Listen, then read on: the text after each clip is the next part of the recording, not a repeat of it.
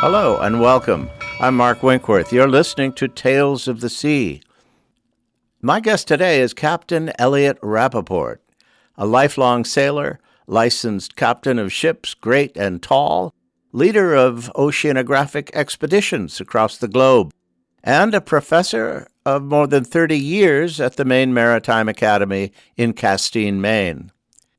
Elliot is the author of Reading the Glass, the product of some 4 decades of seafaring experience. I've got to tell you, Elliot's book reads like an adventure story. It's extremely well-researched and informed by actual events. And it's aimed at illuminating a topic all sailors critically want and need to know: the weather. Understanding how weather affects voyages of any duration and the critical choices made while at sea. I wanted to know what prompted Elliot to first begin writing the book. Well, I think it was kind of 2 things. It was, one that I'd been involved on a side of the maritime industry that heavily incorporated teaching. Maritime industry is one of the great on-the-job training environments. Sure. That said, I was doing a lot of teaching, and I felt like there wasn't really a lot of good sort of plain language supporting material for meteorology. I loved books and loved writing, and I've always been a big fan of writers who can illuminate some topic, whether it's a complex topic that they can take a deep dive into, or whether it's something you never really thought about how much was involved, but to unpack some sort of topic. And weather, which sort of remains, one of my favorite topics, right? Nobody had written a book like that on weather. Absolutely. It's absolutely one of my favorite topics as well. And understanding the weather, I've spent so many years on the water, sailing, boating, fishing, and I've always been fascinated and felt that my ability to read the clouds was improving over time. But reading your book, I realized there's a lot to it. Why don't we start with the basic phenomenon of atmospheric phenomenon of cloud formation? Clouds are formed when air gets lifted and cools off. The moisture condenses out of it. But the rate at which it cools off is regulated by all sorts of stuff. Just sort of most of all, how quickly the air temperature is changing around the cloud as it gets lifted up. So that's why you get some of these clouds that 40,000 feet tall, and then you get other clouds that just seem to have started to rise and they just kind of stop. Right? You get these clouds. The cloud looks like a pancake. That's because what's going on there is the cloud has cooled off. It's no longer warmer than the air around it, so it stops rising. So it's that the temperature profile of the atmosphere is really important in determining what happens to clouds. That's Clouds 101, I'll call that. A good lesson in basic meteorology. I want to go back to where you grew up, when you first started to sail. What's your first memory of the sea? Well, I grew up in southern New England. I grew up on Cape Cod and sort of grew up around boats. Family and a lot of the people that I knew had boats for one reason or another, either recreationally or were connected with the marine industry or the science industry. Right, it was a big thing in the Cape Cod Woods Hole area. It was just kind of always something that was around. Sailing was, at least in the summertime, was my family's sort of compulsory weekend activity, which meant that for my brother and I, it wasn't necessarily a lot of fun, right? It was, forced family fun. Began spending time on the water with people that weren't my family. That I realized that, it's a place that I liked and that I was had some background with it already, so it was fairly comfortable with the environment. And was the weather something that fascinated you as a young child? Not specifically the weather, although I was always kind of, I kind of gravitated towards science. I was just interested in stuff. But I don't think I was. I don't think at that point I was really that curious about the weather specifically. It really wasn't until, like I said, I began to start spending, a considerable amount of time at sea, and you realize that's for mariners or for anybody whose occupation is sort of compels them to interact with the weather environment. It's kind of an obligation to become interested in it. Yeah, absolutely. Remember you had a number of jobs, boat yards when you were young, but what did you do for school? Cape Cod, I grew up in the town of the other Falmouth, I say, it's in Falmouth, Massachusetts. Then, fairly sort of standard, college experience at a liberal arts degree. I actually was thinking seriously about going back to school, getting a maritime academy degree. I was offered a fairly interesting interesting opportunity at Maine Maritime. That was when they acquired the schooner Bowden. Just a side note here, the Maine Maritime Academy is an institution devoted to nautical training. It was founded by an act of the Maine legislature on March 21st, 1941. The 88-foot schooner Bowden, built in 1921 for Arctic exploration, was acquired by the Maine Maritime Academy in 1988. The ship serves today as a training vessel for the cadets at the Academy. Elliot, I can't help but think this is interesting timing, the offer from the Maine Maritime Academy at this point in terms of your career. Would you agree? Yeah, I would say so. I mean, I was at that point had gotten very interested in traditional sailing ships and in sail training, and it was a unique opportunity and fortunate to be in the right place at the right time. Elliot, you say on the book that there's no more important reason to pay attention to the weather than on a sailing ship. Can you explain that? On a sailing ship, you get from place to place by interacting directly with the weather, right? So you can't ever sort of ignore it. A commercial motor-driven ship, there's a lot of time you can go through your workday and never even go outside, right? And in a sailing ship, pretty much every deck is exposed to the weather. Exactly. So you're in this sort of forced interaction, right? You can't ignore the weather. And like I said, motor-driven ships, it's not fair to say that they ignore the weather, but a lot of the time, right, doesn't affect their day-to-day plan. It's only in fairly extreme circumstances that it really alters their operation. On a sailing vessel, it really is your operation. Elliot, I'm curious, how does the routine change from day to day depending on the type of ship you're on? So I spent most of my career on schooners and brigantines, which are kind of descended from the class of vessels, sort of the tractor trailer trucks of their day. Tractor trailers with sails. Just to be clear for our listeners, schooners and brigantines fall into the tall ship category. They were designed as cargo sailing ships to carry heavy loads around the world. A schooner has at least two masts, where the aft masts are taller than the foremast. The sails on a schooner are rigged in a fore and aft direction as opposed to a square rig. A brigantine is a two-masted sailing vessel with a fully square-rigged foremast and at least two sails on the mainmast. The largest brigantine ever built reached a length of 200 feet. Elliot, how large are the crews on today's modern ships? More and more, crews are very small. I mean, you might have, the watch on a full-size deep draft merchant ship. There might just be a couple of people on the bridge at a time, whereas on a sailing ship, nothing's easy, right? Everything requires a really coordinated operation of, a large team of people. That requirement, communication, and making sure that everybody is seeing the same thing. And, that's a skill itself that one way or another, you really have to understand what's going on in the atmosphere. I spent a lot of time on vessels that, in addition to being sailing vessels, were also doing oceanographic research. You spend a lot of time sort of adjusting your sail plan, what the weather is doing, and also where are you trying to get to relative to where the wind is coming from. Yeah, and today there are all of these high-tech tools, GPS, satellite radar, chart plotters, so on and so on. But when I think of the tools that have been around for a long time, like a barometer used to measure barometric pressure in the atmosphere, it's been around for a long, long time. My dad, I remember as a kid, my dad always had a barometer in the house. And I was like, what the heck is that thing? I had no idea why he had one. But it's hugely important, especially to those at sea, the barometer. It is, and you say it's not high tech, but it's kind of mind blowing to think that somebody came up with that and recognized what it was telling them. Torricelli, who was actually kind of one of Galileo's graduate students, right, who came up with the first barometer. But, it measures atmospheric pressure. What it really tells you at sea, it gives you an absolute value for pressure. What you're really concerned with is how quickly it's changing, whether it's going up or down. Barometric pressure winds up being a really important data point in the forecasting side of things.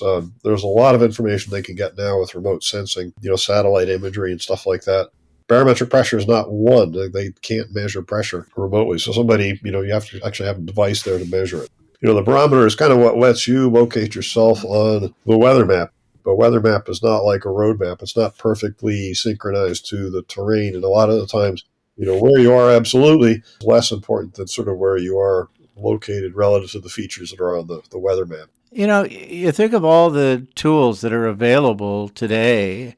The captain and crew of a sailing ship, they need to know what to do if all of these high tech tools fail, right? Yeah, no, it still very much is a compulsory part of the education. Although it's interesting, there's some tension there because that takes up a huge amount of time. How do you give aspiring mariners, how do you give enough information to be able to connect themselves to their environment in sort of an analog way, and also make sure that they're proficient? And it's not getting easier, right? I feel like people need to have a connection to things like, the scale of latitude and longitude, how the whole coordinate system is put together. But the way that information is displayed on a modern ship's bridge doesn't necessarily reference that automatically the way that a traditional paper chart would. Reading the sky, having a sense of the sea, wave patterns, wind patterns, those things are still essential. I mean, can those observational skills be taught, do you think, or is it experience that gives them to you? I think sort of both. I mean, we teach meteorology, which is sort of laughably small when you think about the fact that that's going to be a large part of their life at sea. But it's enough. It gives them the vocabulary, and then a lot of it is built up from experience. Sort of looking, you sort of develop your own set of experiences. You kind of built up your own vocabulary of observation. So I think it's iterative, and I think most of all, right, when you're in some kind of a high stakes operating environment, the last thing you want is to be surprised. Especially on a sailing ship, I would think. Certainly on sailing vessels, the things you're concerned with, rapid changes in wind conditions, particularly, a whole lot more wind all of a sudden, learning to recognize maybe the signs that things are changing. Also, there are cases, things like, a cold front or something like that, which is a very large scale feature. And, there may or may not be stuff embedded in that could be a real problem for somebody who's in the wrong place at the wrong time. The forecasting system is excellent. It's awesome, but you need to understand what level of detail you're getting your information at. Right. Observation. I get that. Yeah, and I think also just developing the habit of observation. That happen all the time is, people know that I'm interested in weather and they'll say, so what does that cloud mean? And I was like, I have no idea, right? Yeah. I'm trying to imagine how you explain certain atmospheric phenomenon in plain talk to your cadets, your students, when they ask questions like, Professor, we know there's a thing called the jet stream. What the heck is that? And do I need to know about that when I'm flying in a plane or on a ship or both? Yeah, I mean, the jet stream is really interesting. The first thing you would say is it's actually not like when we listen to the weather, it's a system of winds, sort of high altitude winds. And by that, I mean, like, high altitude is kind of up where commercial jets fly, right? So, 25 to 35,000 feet. Has to do with the fact since the atmosphere is, much warmer in some places than others, temperature differences create these differences in pressure. So you wind up with these channelized currents of wind in the upper atmosphere. They talk about the jet stream, but like I say, it's kind of a system. You sort of think of like this braided river of wind that's up in the atmosphere. It's quite strong, right? It blows happily. It doesn't really affect the surface directly. I mean, these are winds, in excess of 100 knots sometimes that blow continuously. But what does happen is the jet stream is really what affects weather at the surface, particularly outside of the tropics, which are kind of their own case. But like in Maine, right, in the sort of middle latitudes, the jet stream is what brings cold air out of the polar latitudes down to us, right? You can sort of think about the jet stream will, carry cold air down out of the polar regions that will sink to the surface and displace warm air. Basically what makes a low pressure system. Like, cold air sinks to the surface, the warm air is buoyed up, pressure at the surface drops. Fundamentally, it's the jet stream that triggers that process. And it's also the jet stream that carries weather features along at the surface. We've got the storm that's here now. Where is it going to be in a day? It's really, they're being driven along by the currents of wind that are further up in the atmosphere. Waves are literally driven by the wind, correct? Yeah, waves are created just by friction between the wind and the sea surface.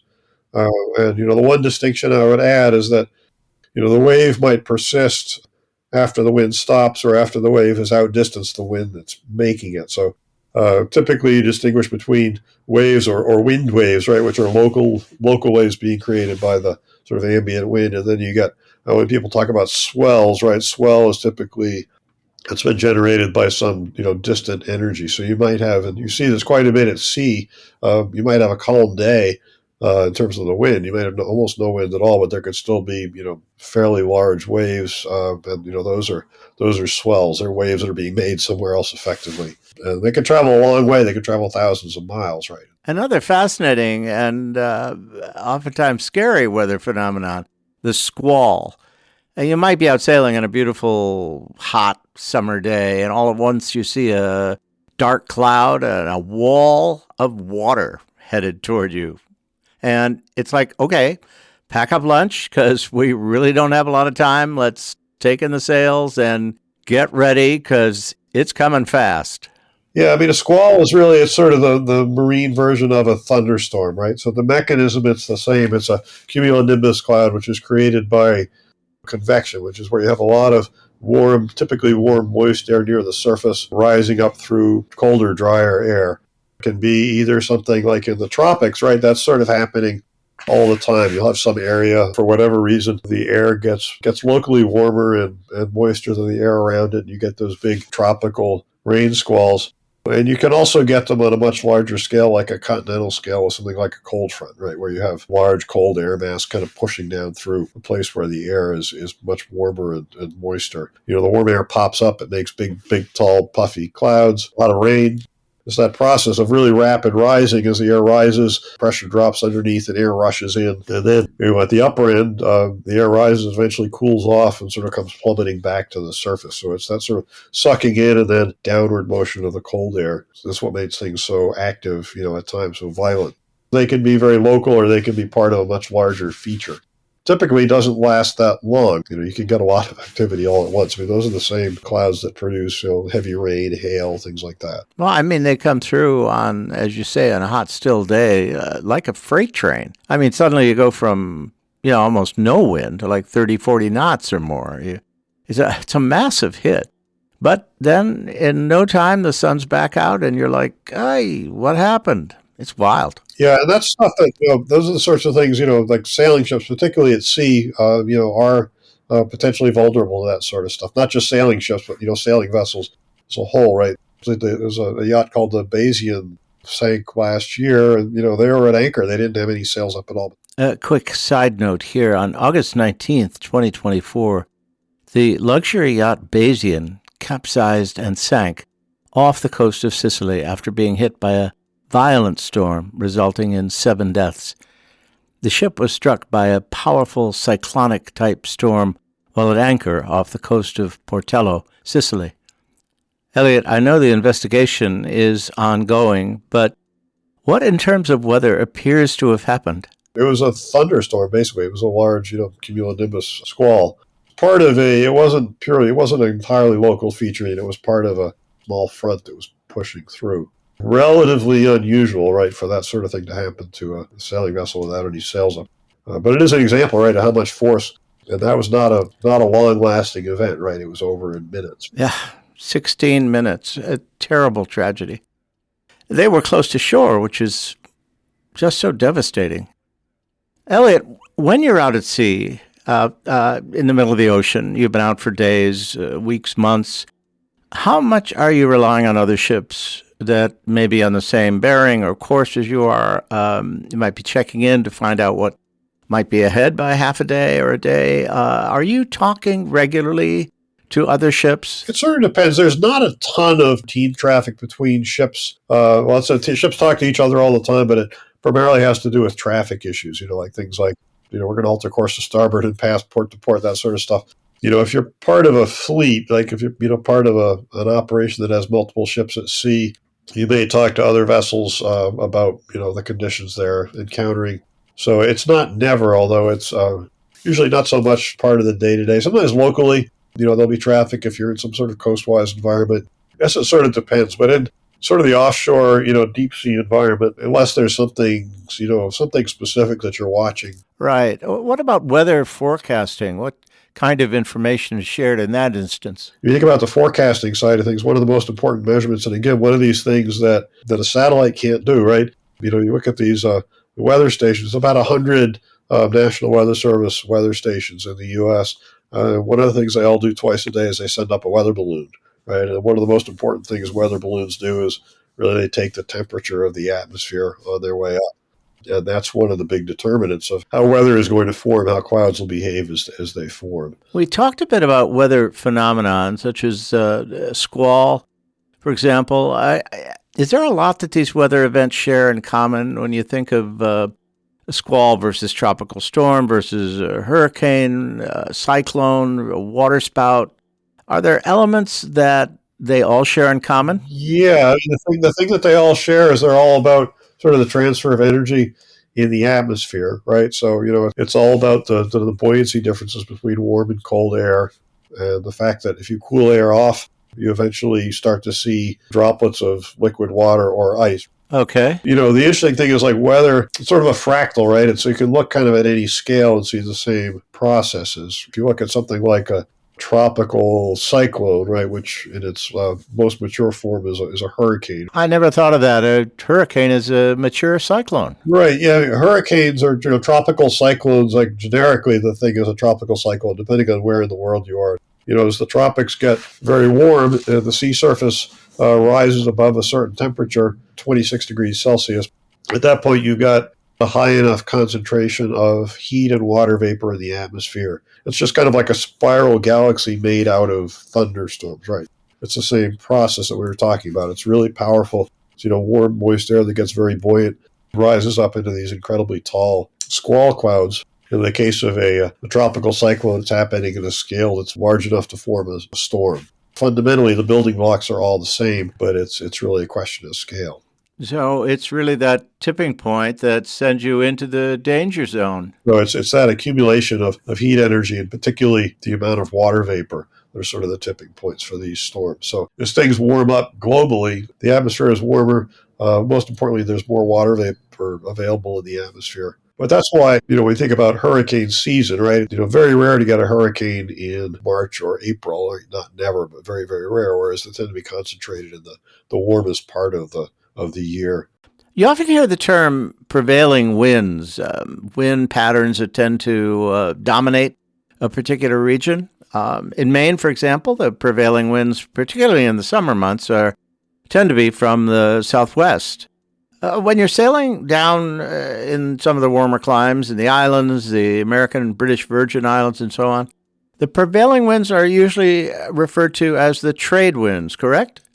Right. In the tropics, the winds are pretty reliably out of the east, right? And those are the trade winds, right? And if you're fortunate enough to get to go there, one of the things you notice is the palm trees kind of all have the branches are all on one side. Well, that's a product of the fact that the wind blows mostly the same direction, all the time. And that's driven again by this, heating. The tropics, the equator really is the warmest part of the Earth. So the atmosphere there is effectively, the air is being warmed the most by the sun in the tropics and is rising. You get wind flowing in from other sides to replace that. And when you think about it, over the centuries, the trade winds have been blowing, and it's like, oh, no problem. If I'm going with the trade winds in that direction, they just happen to be traveling direction I want to go in, east to west. Perfect. But then you discover that the Polynesians managed to sail in exactly the opposite direction, west to east. It's not like they had engines on the boats. It's not like they could power through the wind that was hitting them head on. So the Pacific Island populations, I think most people are in agreement that they started kind of in Southeast Asia. They made their way to the east in spite of the fact that the wind there, the prevailing winds there are easterly. Yeah, so there they are, sailing in the opposite direction of the trade winds. Well, I think it certainly points to their level of sophistication and understanding the weather and the opportunities. Elliot, the subject of disruptive weather events is another one of many fascinating topics. When it comes to understanding how long existing patterns like trade winds could essentially be completely disrupted, and there are, no doubt, other examples. things like El Nino, right, which is a global scale sort of seasonal climate oscillation that takes place. And there are certain times when that can actually disrupt the trade wind patterns that would allow you to sail kind of against where you'd normally expect the winds to be coming. Yeah, having lived a long time in California, you get used to hearing, oh, this could be an El Nino year. Yeah, I mean, El Nino is it's one of these things that it starts in the South Pacific, but it really sort of has global implications. But what really happens is like El Nino, sort of in a typical year, trade winds build. There's a huge amount of heat and moisture that sort of builds up in the Western Pacific. In an El Nino year, what happens is basically when that system sort of overloads, right, and sort of the jar overflows, warm air and water kind of make their way back into the eastern part of the Pacific. With major implications for a state like California. You get these, the atmospheric rivers. A lot of tropical moisture is being injected into the jet stream. The trade winds have kind of eased off, and a lot of that moisture has found its way back into the eastern Pacific, where you don't usually see it. Elliot, you've been able to travel to some extraordinary parts of the world, places that I'm going to guess few people ever really get to see except in pictures, maybe movies. Let me ask you what's probably an impossible question. If you had to pick a favorite spot, a favorite area on the globe that you would go back to and visit tomorrow, where might that be? Yeah, I mean, certainly those islands of kind of the deep South Pacific, people talk about them passionately for a reason. I mean, they really are, unique and special places. And they're Tonga or Samoa or, the Marquesas. I mean, all those are the places that pop up in the book. And they're all connected in the sense that they're all Polynesian, but they're all unique in their own way. But I think any place that you go where, I think it's very hard to be asked where's the most interesting place that I've been. And sort of, nearly everywhere, right? Because any place that you're approaching on a ship, you really get a sense of its connectedness to the sea, right? If it's a maritime culture, you get a sense of harbors and of the parts of that location that have built themselves up through, interaction with the sea. That area has been on my bucket list for a long time, and that's where it remains, right there on my bucket list. Hopefully someday. You're still active, Elliot. You're still on the water a great deal, which is in your blood, no question. You're still spending a great deal of time with the Sea Education Association, as well as teaching at Maine Maritime Academy. The teaching, I'm guessing, has to bring you something pretty special. You've been doing it for a long time. I mean, what is it about teaching these cadets?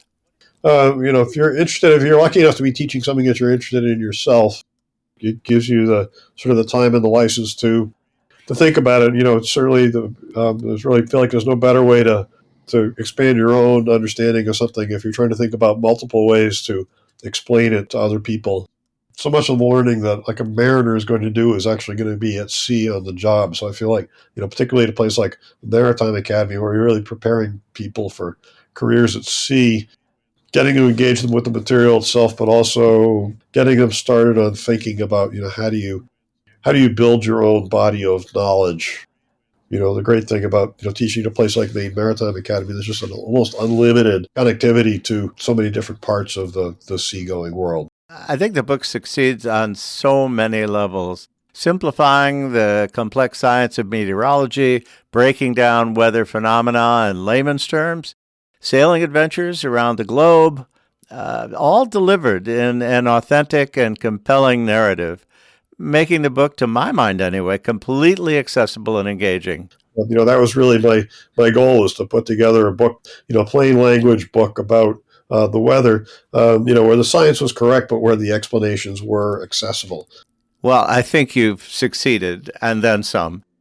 Okay, last question. I like to ask if you have a favorite tale of the sea, since that's the title of our podcast, after all. I think my favorite book about the sea, and sort of one of the most inspirational pieces of writing, is a book called The Last Grain Race. About a young man named Eric Newby who went on to have quite a life of adventure, a pretty inspiring character. In the late 1930s, when there was still a small number of deep sea square riggers carrying grain back and forth between South Australia and Europe. He put to sea on a vessel. It's called the Mashaloo, which is actually still around. She's tied up at Penn's Landing in Philadelphia.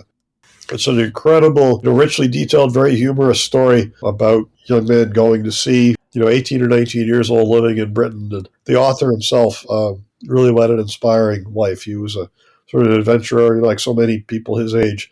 He wound up in the war, but then went on to have a great life as an adventurer and as a travel writer. But to be able to capture the atmosphere, shipboard environment, the humor, and also the, what it is about that setting that, oftentimes there's a fair amount of tedium and misery, but what it is that makes that so compelling. Ah, indeed.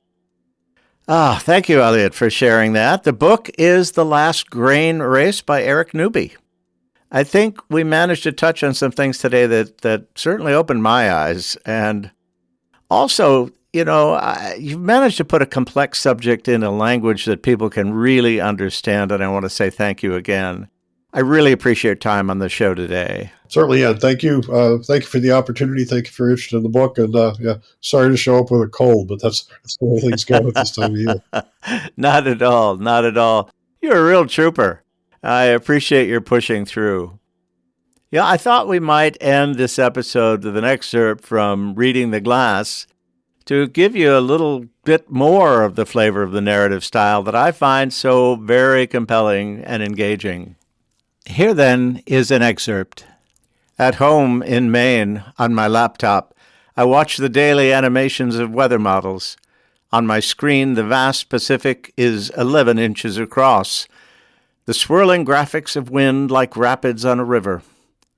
In watching, I feel the pull of currents, as I would on my own tiny kayak, understanding the importance of staying where the flow is in your favor, and knowing the dangers of being caught unaware by sudden reversals.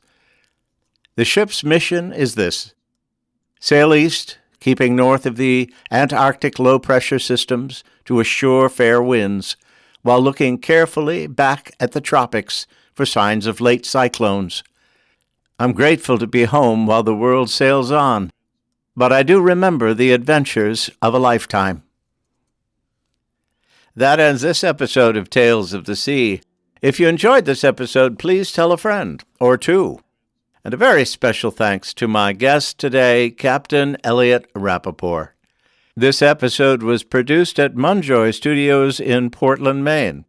As always, special thanks to my producer, Jules Selbo. And remember, you'll find this podcast, Tales of the Sea, wherever you stream your favorite podcast. I'm Mark Winkworth. Thanks for listening.